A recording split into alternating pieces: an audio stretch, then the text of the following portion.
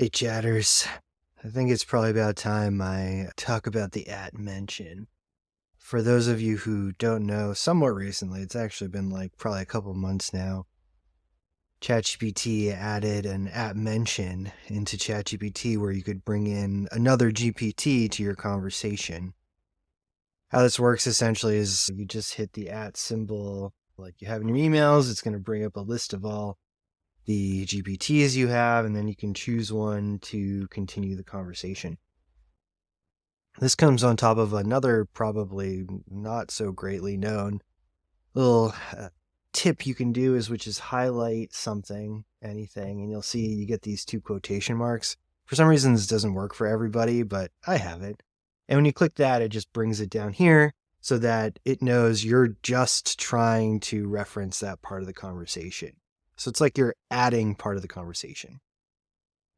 So just to show you quickly how this might work is I am using Miss Nora, my research bot, and I asked about the history of the app mention. So it comes up with its plan, it does some research, and it comes up with this markdown blog, which I can then do the hard work of copying, coming into my Obsidian and pasting in here to get the article that I was looking for.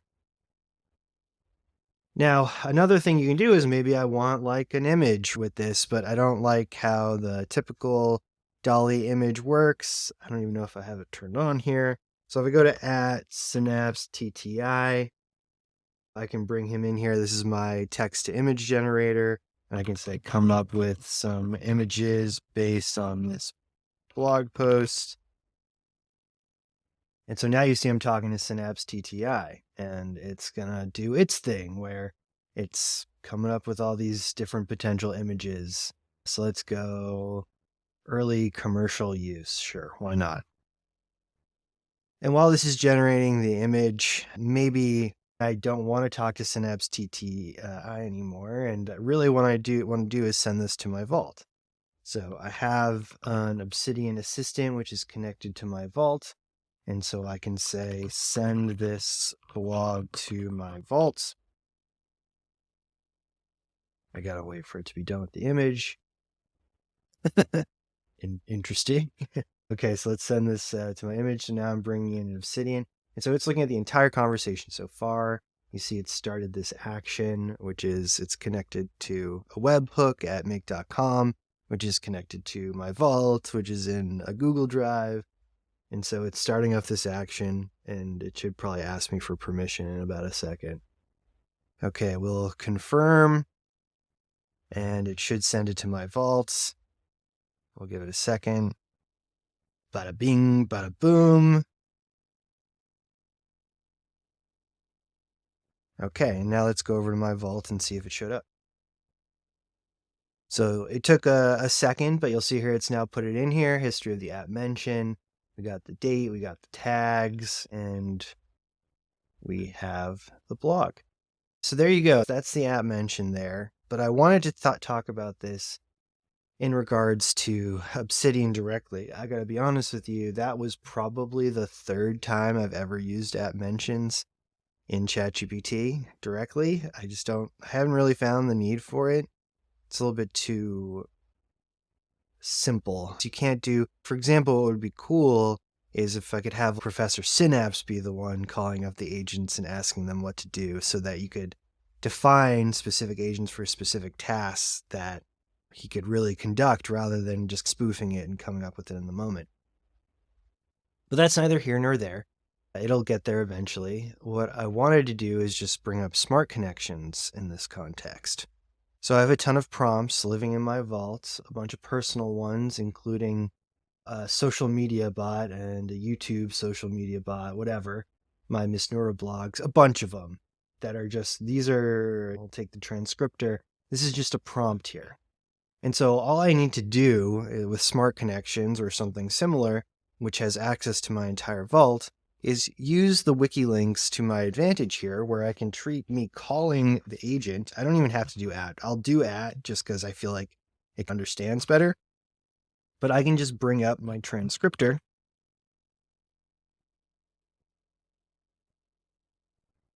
And now there is a prompt behind that, and all I got to do is do a transcript. So I just did a video on perplexity. We'll do perplexity transcript. This isn't really a meeting, but let's see what it comes up with. I hit send, and you'll see it's just going to follow the prompt that was behind this note right here. So this is just a very good way to have more control, because not only you're limited in the number of agents you can call, it's just one in ChatGPT, so you can call as many agents as you want and have them debate each other. Let's do Cora. Let's do Nora. Let's do Milo. And I'll say, together, write a blog about complexity. And let's see what happens.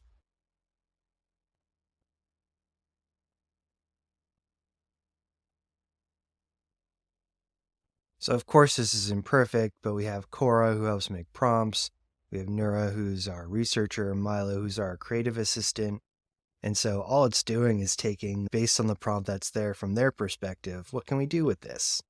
The academic perspective, the creative perspective, and then it concludes and asks me to continue.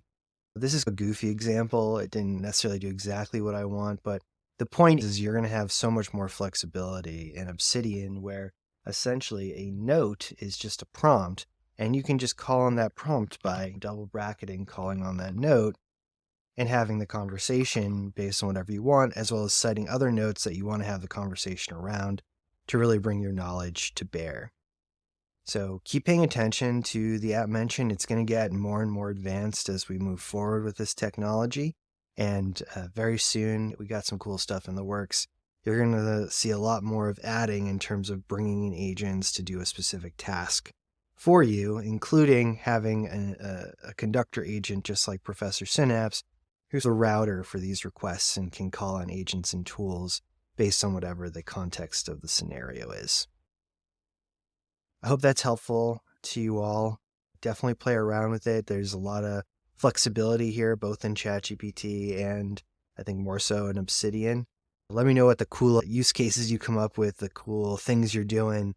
I think it's a wonderful thing to play around with. So enjoy and let me know how it goes.